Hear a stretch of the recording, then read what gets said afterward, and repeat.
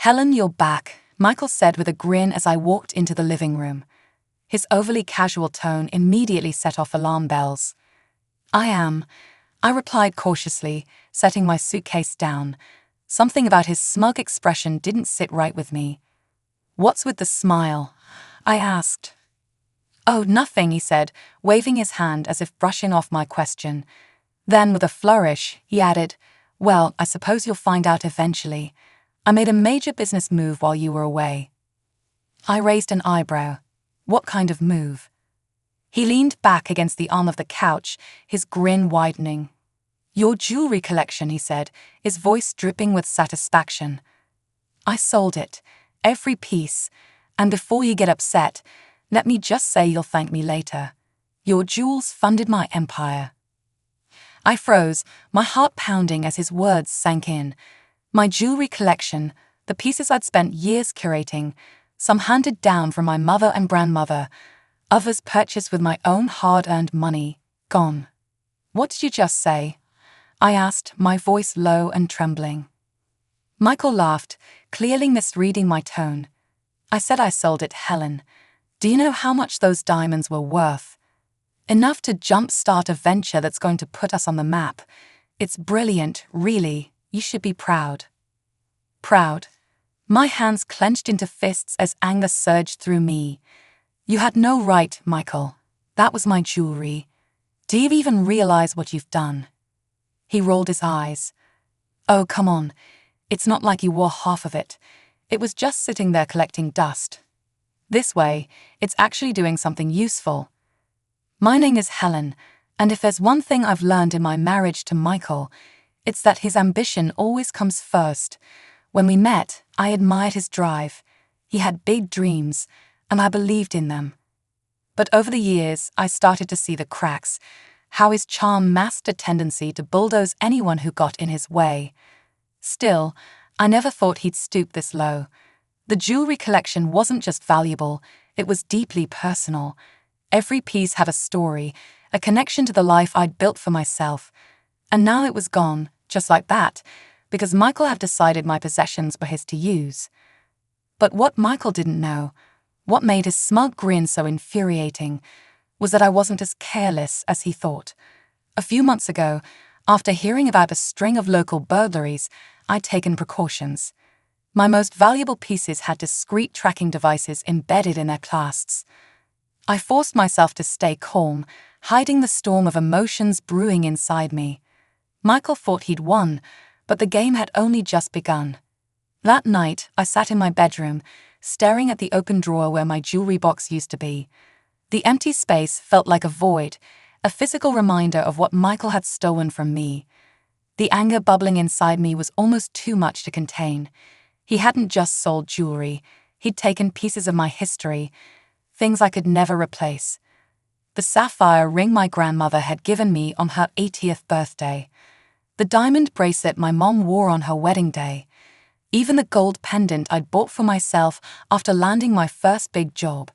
Every piece meant something, and Michael had tossed them away like they were nothing more than a stepping stone for his empire. My fingers hovered over my phone. I wanted to call him out right then and there, scream at him, demand answers. But I knew better than to confront him when I was this angry. Instead, I opened the tracking app I'd installed months ago. The screen lit up with a map, little red dots scattered across the city. My breath caught as I realized they were still active. My necklace was at a jewelry consignment store downtown.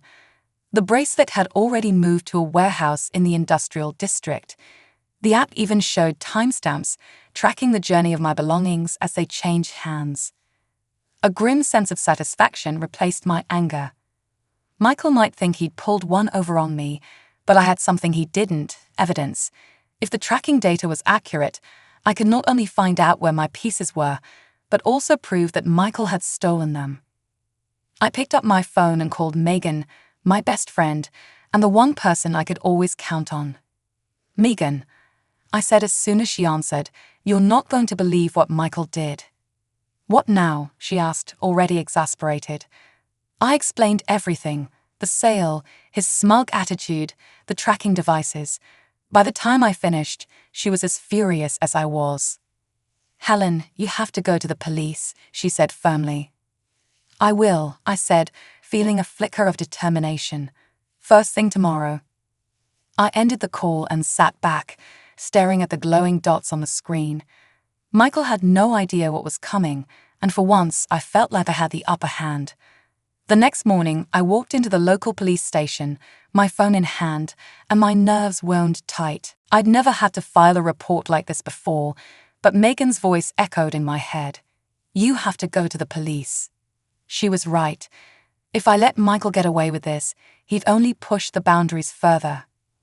At the front desk, a kind-looking officer greeted me. "How can we help you today?" "I need to report a theft," I said, trying to keep my voice steady. "Was it your property?"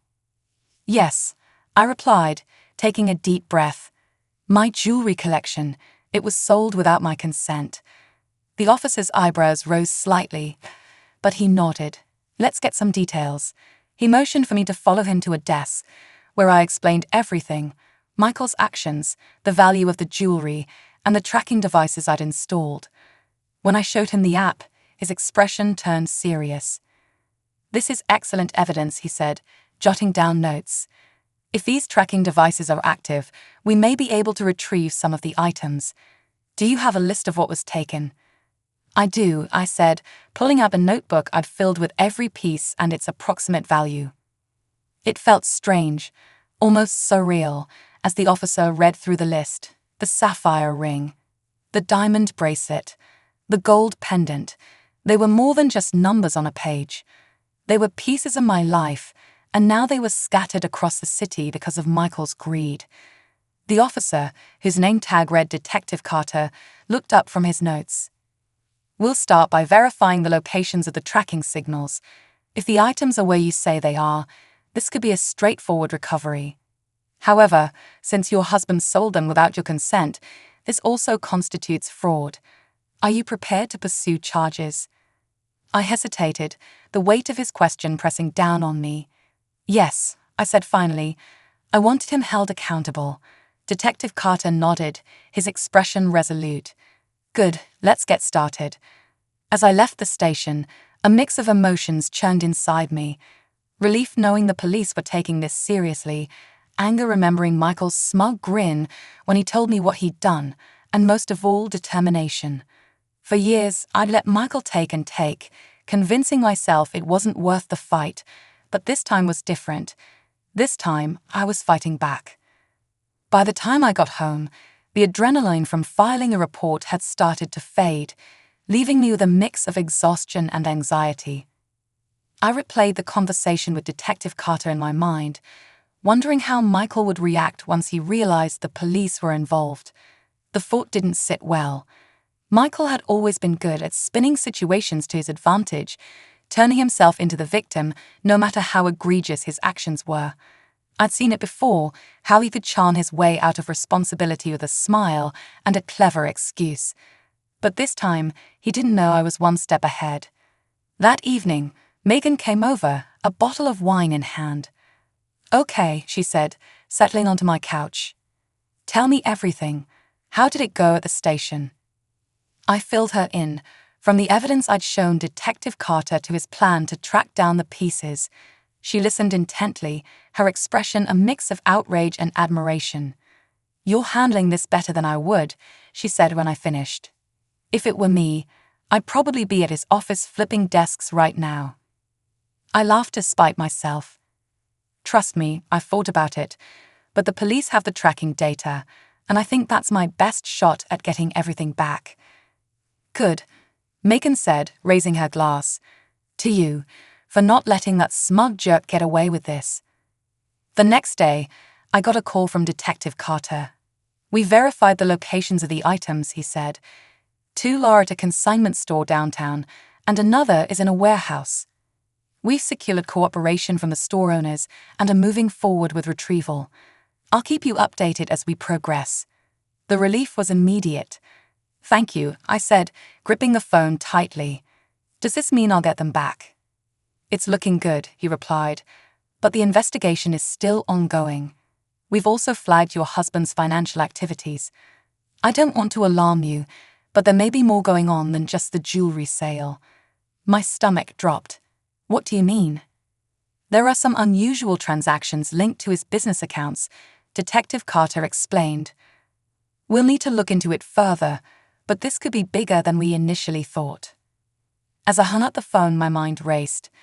Michael hadn't just betrayed me, he might have been hiding an entirely different side of himself. The idea that Michael's betrayal could run even deeper haunted me for the rest of the day. I paced the kitchen, replaying Detective Carter's words. This could be bigger than we initially thought. What else had Michael been hiding from me? Later that evening, I decided to confront him. If there was more to this than the jewelry sale, I needed to know. When he walked through the door, his smug grin irritated me more than usual. He tossed his keys on the counter and said, "Busy day. What's for dinner?" I didn't even try to hide my anger. "Michael," I said, crossing my arms, "we need to talk. Now."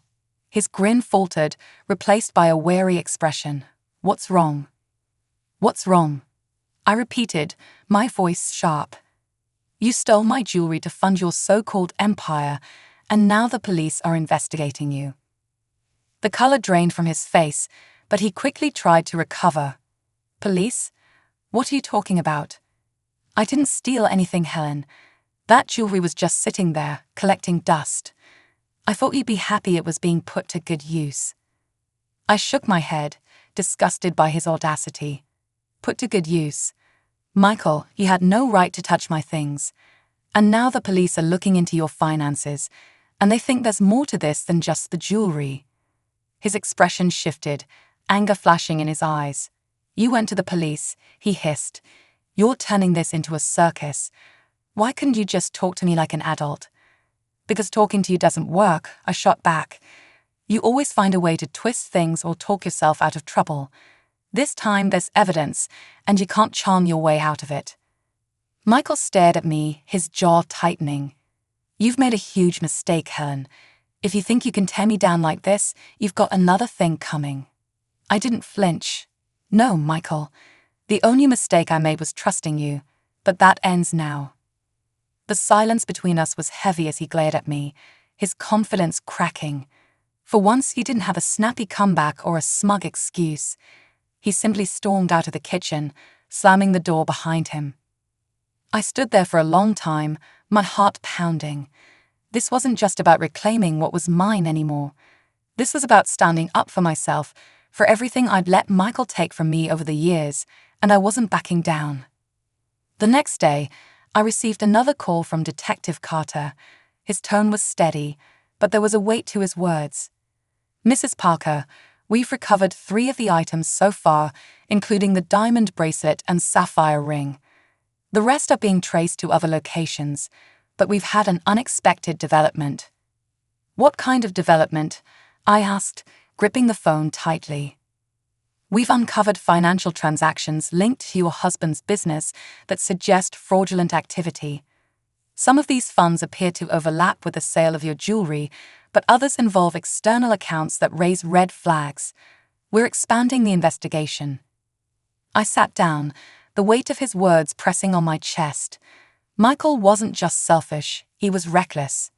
"What does this mean for me?" I asked cautiously. "For now, you're not implicated," Detective Carter reassured me.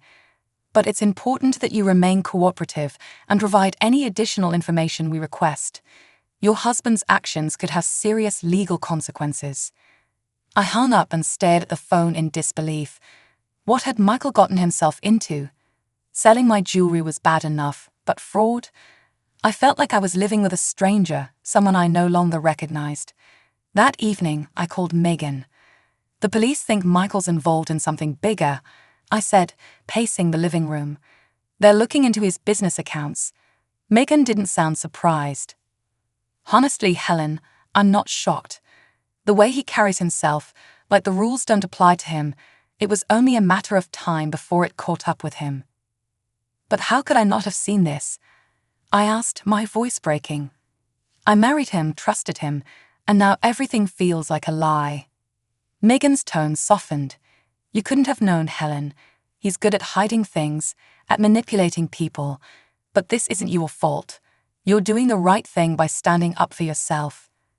Her words gave me some comfort, but the anger and betrayal still turned inside me.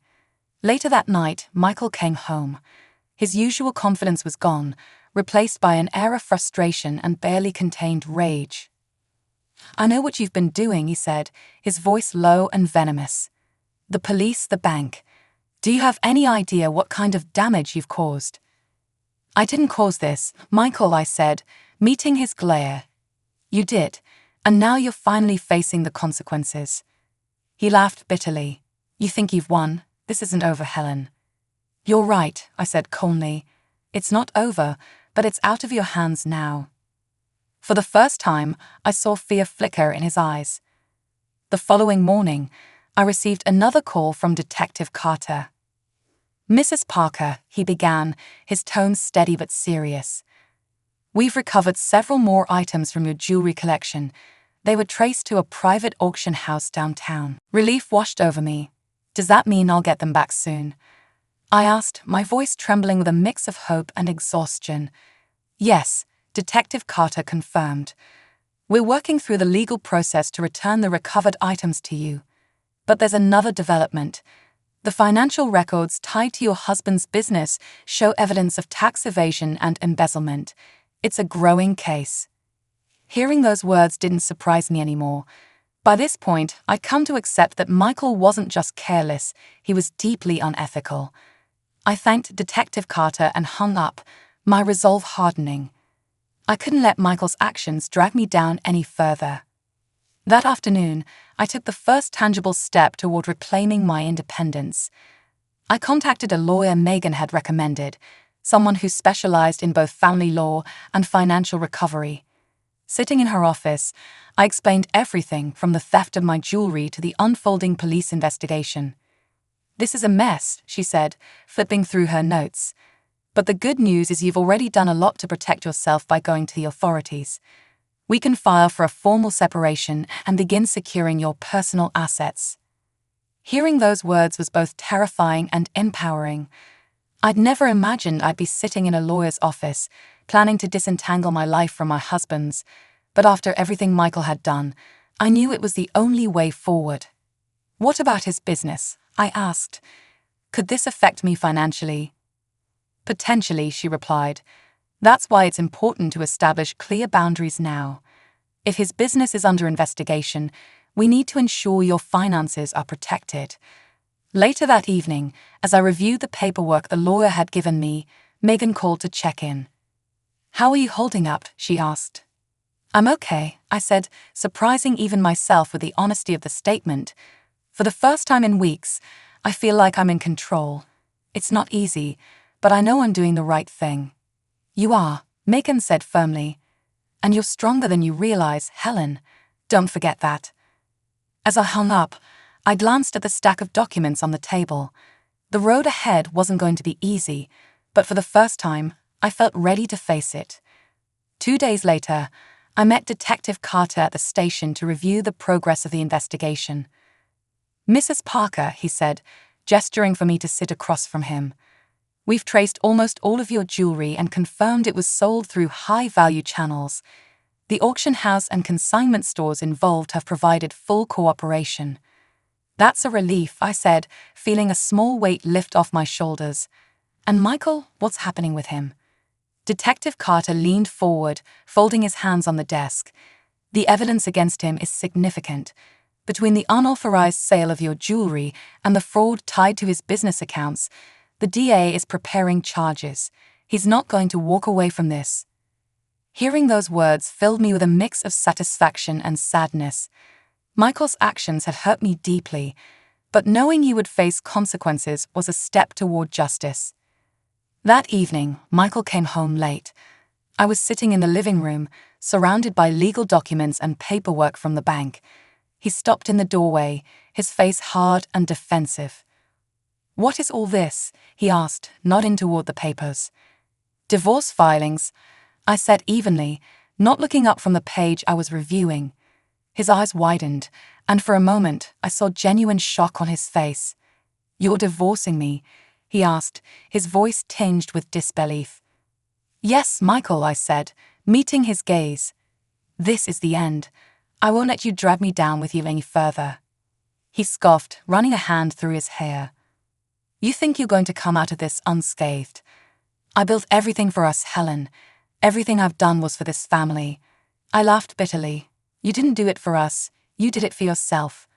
You stole from me, lied to me, and left me to clean up your messes. This family, it was always just about you. He stared at me, his confidence slipping away with each word. You don't mean this, he said finally. You can't mean this. I do, I said firmly, and you'll see just how serious I am when you're served. For the first time since this ordeal began, Michael was speechless. He turned and stormed out of the room, slamming the door behind him. I exhaled deeply, the sound of the door echoing in my ears. This wasn't just the end of my marriage, it was the beginning of reclaiming my life.